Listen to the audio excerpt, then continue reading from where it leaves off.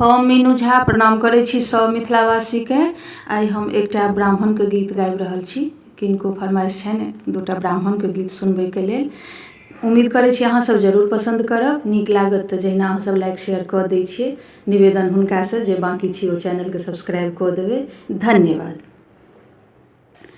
नटुआ खूब सुंदर सो गाना नाची गबी हैं, ब्राह्मण के सुनबी हैं ना।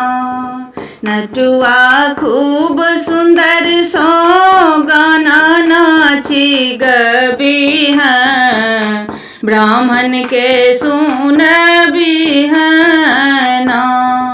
पहिने गबी हैं ब्राह्मण गीत, तखन राम लखन रघुवीर। पहिने गबी हैं ब्राह्मण गीत, तखन राम लखन रघुवीर। है तखन राम लखन रघुवीर, ब्राह्मण देथुन आशीष जुग जुग जीवी हैं, ब्राह्मण के सुनबी हैं ना। नटुआ खूब सुंदर सो गाना नाची गबी हैं, ब्राह्मण के सुनबी हैं ना।